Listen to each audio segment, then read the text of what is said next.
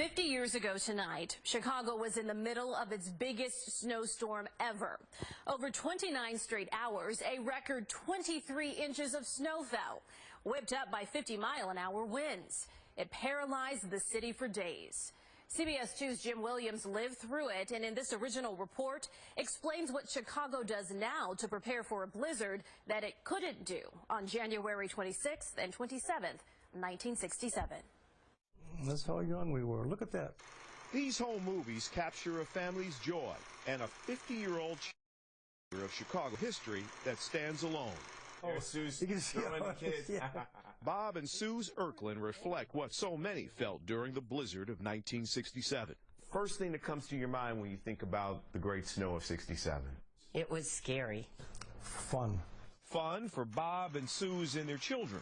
He built a big snow tunnel for us to crawl through, or walk through. He said they can walk through it. It's that high. Danger for other Chicagoans. All roads are blocked in the area.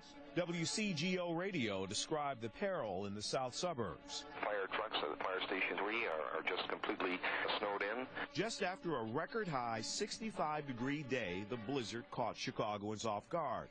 Crooked lines of cars and buses were trapped in snow, and police had to rescue drivers who ran out of gas.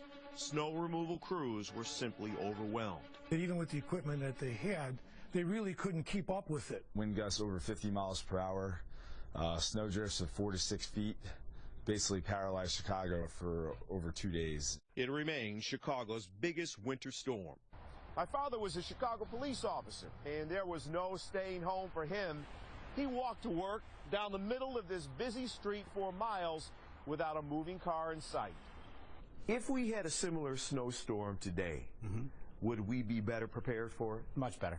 Forecasts today are far more sophisticated thanks to satellites and supercomputers. We usually know how much is coming, and it gives us an opportunity to prepare much better. Streets and sand drivers have cell phones, their trucks have GPS, and cameras and road sensors are scattered throughout the city. It'll tell us if that road is wet, if it is ice. Back in 1967, no one knew beet juice could fight snow. John Stanikinos drops it now.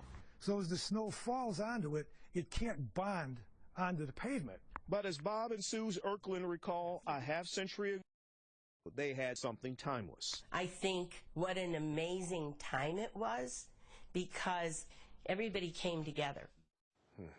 For young people, descriptions of the great snow of 1967 might sound like an exaggeration, a tall tale that's grown over time, but it really was that big and that dangerous. 26 people died. Rob and Erica, the blizzard was a turning point in snow removal in Chicago. The next year, the city went out and bought a whole lot of new equipment. So 50 years ago tonight, do you remember exactly what you were doing as the snow was falling in record numbers? I just remember thinking I won't have school tomorrow or the next day. A lot of them were thinking that. Yeah. Also, we showed the 23 inches, but in some places, due to the snow drifts, it was actually a lot higher. It was so high that in my neighborhood on the south side, West Chatham, kids were jumping off of roofs into the snow. Wow.